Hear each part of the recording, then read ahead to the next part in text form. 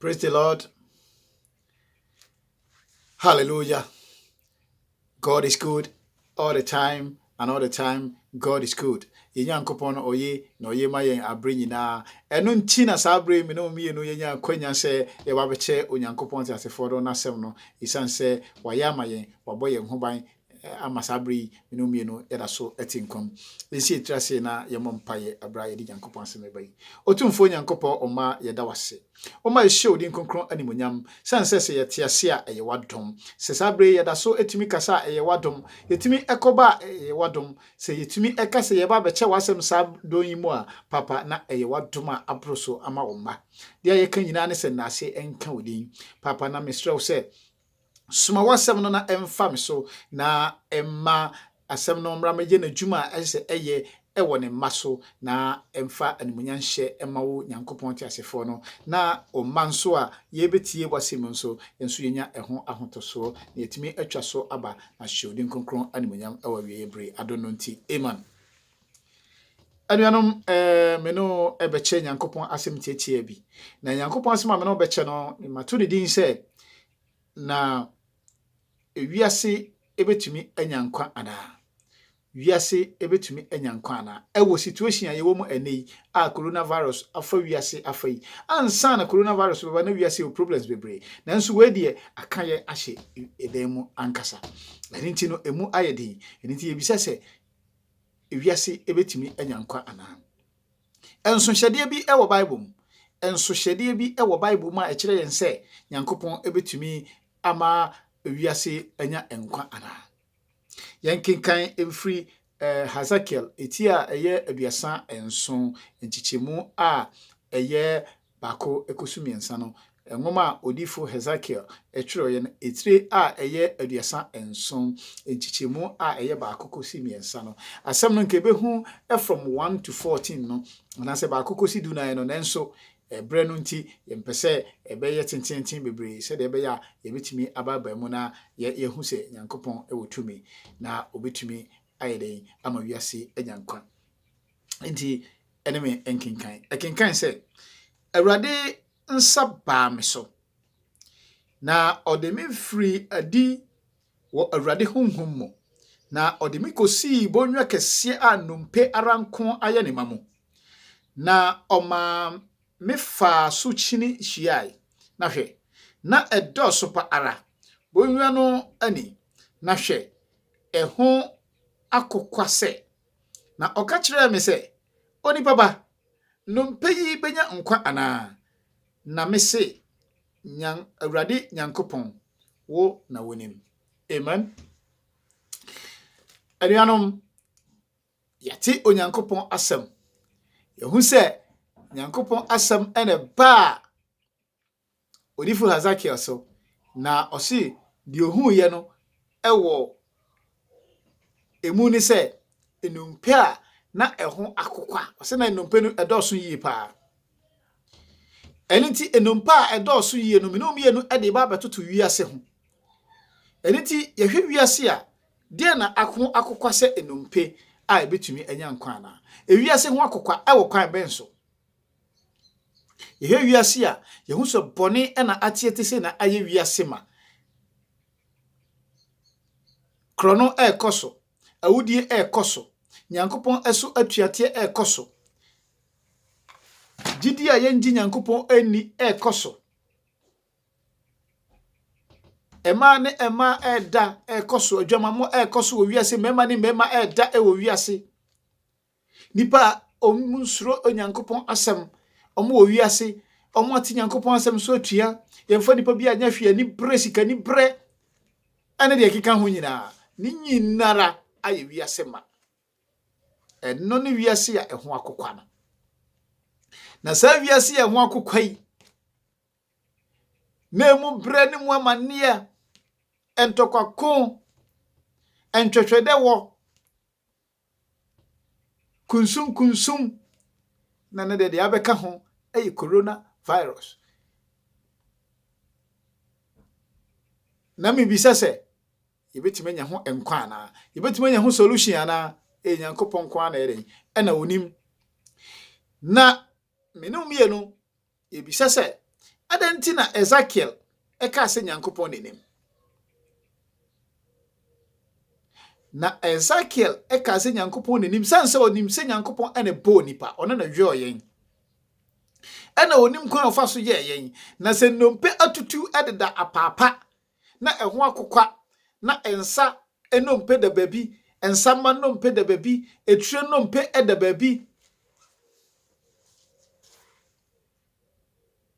na enan de ene de keka ho bia nompe ne bia de da babi na Nyankopon bisa Ezekiel Ezekiel nim se ono ne tumi so betumi aye Ezekiel wanye se ne yedifu no ye so call adifu no adifu into what is it Ezekiel wanye so mo ena me na mesa yade ena mo tumi ena me yesei na me yesei no Ezekiel ema yehu se ye Nyankopon ne ma no hye nkom no gu enumpe no so enti Nyankopon se Ezekiel se wo se me na menim di a ene hye nkom efa gu enumpe so eninti Ezekiel hu se Nyankopon ewo tumi se obetumi aye Ezekiel hu se Nyankopon koto na obetumi aye Ezekiel hu se ono oni tumi se obeye hwe Ezekiel enya homaso na Ezekiel ka se nyame wu na wunim no na odi tumi na Nyankopon odi gidie no ahye Nyankopon mu menu mienu ye de gidie ahye Nyankopon mu se ono na betumi asi yare hu kwan yana menu mienu ye nim se Nyankopon koto na wo tumi se obetumi aye den asasa hye yare ana se ye nim sade ne nka se Nyankopon na nim ampa se ye nim sade ne da bia sori ye nsungu Nyankopon so ampa ma yemfa ye were enhye sanitizer mkwan mu ma yemfa ye were enhye mask nkwan mu ma yemfa ye were enhye se ye hye fie nkwan mu na mmom yemfa ye were enye den enhye Nyankopon tiasefo no mu menka se menyusu sanitizer menka se menyusu mask na menka se menhye fie die nipa akase ye nisu bia no ye niso last me kan isan se Nyankopon ene hwema ahenie bi ekoso na mo ahenie ti Nyankopon so tua Nyankopon timiti ahenie so tua na mo Nyankopon se yenye setie emma ye mpanyimfo eniti omo se hye mask yusu sanitizer na mom di obetimi ama wa nyina ba mu ye bedi ye ho na yetima de ye ho kra no ene ni Onyankopon ti asefo eniti Ezekiel edi ni tumi eni monyam edema onu Nyankopon nti okase ne Ezekiel hyenkom egu enumpe iso na Bible kire se afa enumpe no a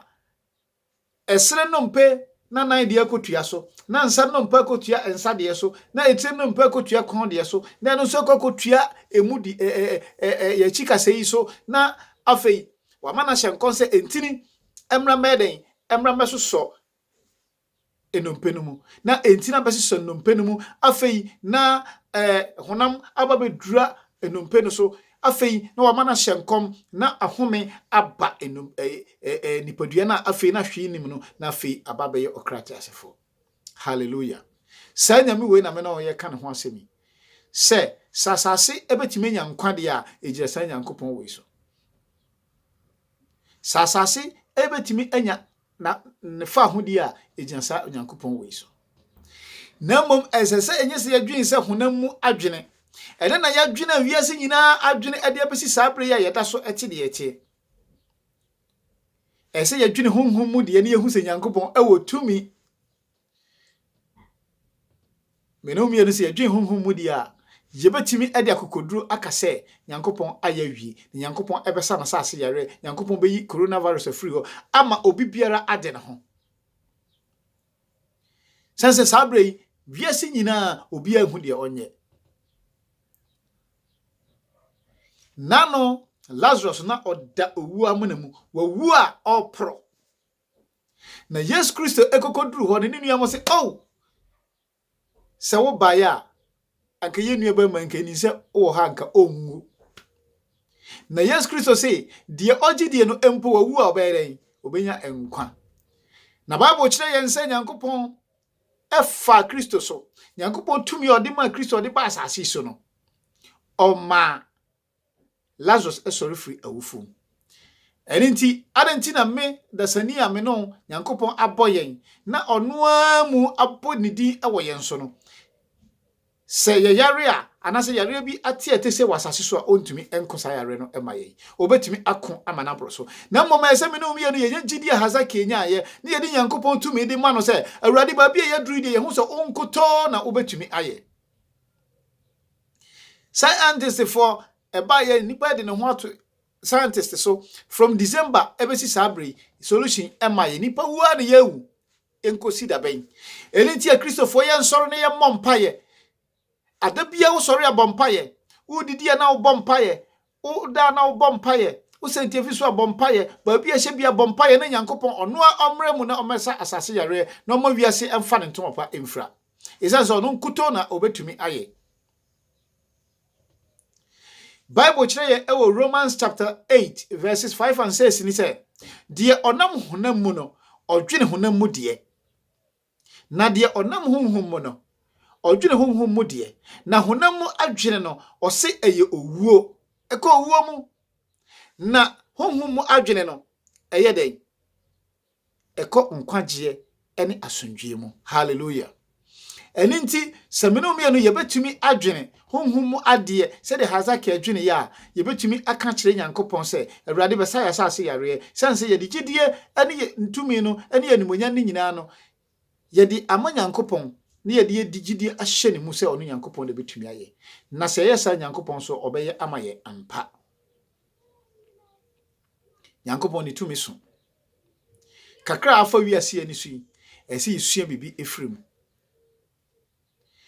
na ye sanse ye nim Nyankopon asem nti no ye wo nyame a ye de ye ho ato no so eni nti ye nim se sabre ye mu aye din se kire so se nsen kura na ye aye bo Nyankopon din ni de ba all means no obe protect yen obe ye de obe so ye mu e de yen atwa sa epuya eye bojeboje e de yakọ asuja na mum ye sere ama wiase nyina sanse se wiase enko a yen so yetim bi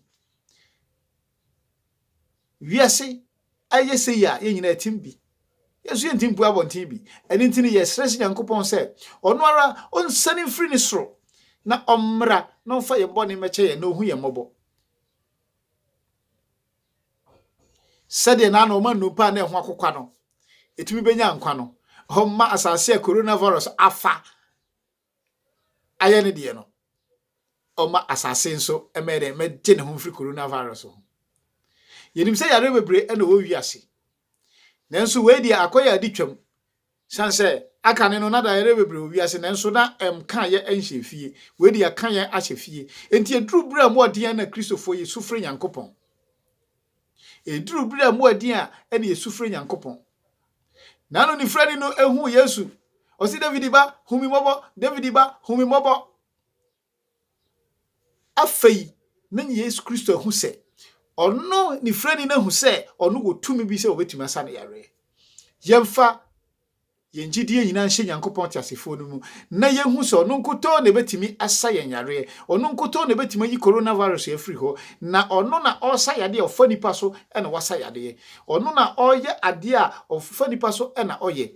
eninti konsha ohye ema nnompei ebetumi be ye nipa no ofa Ezaki so ene ye eninti so obesa asase yare a obefa nipa so na asa asase yare enitu minu mienu yemfa anidie yemfa gidie ne yemfa nso Onyankopon tiasefo no enhwe na yen kankire ne se ono nkuto na obetumi aye na ono a oma na no nnompe a na eho akokwa mpo no ebenya nkwa no ono sa Nyankopon no ema asase sofo enya yasumyi na yemfa yentomapa emfra sabre Nyankopon onhira wo kakra me de bebre wani Nyankopon onhira wo sa wa ya aso ne watie nasem na onka ye ho na afei emre kakra bi mu no onyiye emfri dia ekoso ewu wiase ya aboa coronavirus ati atese na afei opese odi nipanya na onu Nyankopon na ye na sase aboa no ne tumi se oba abefa asase no ema esofo ye kan ehyefi na se Nyankopon asotwe mpo na odi aba yeso a yesre no aba bi aduru no ommoa ye na ohu ye mobo Nyankopon onhira koso ara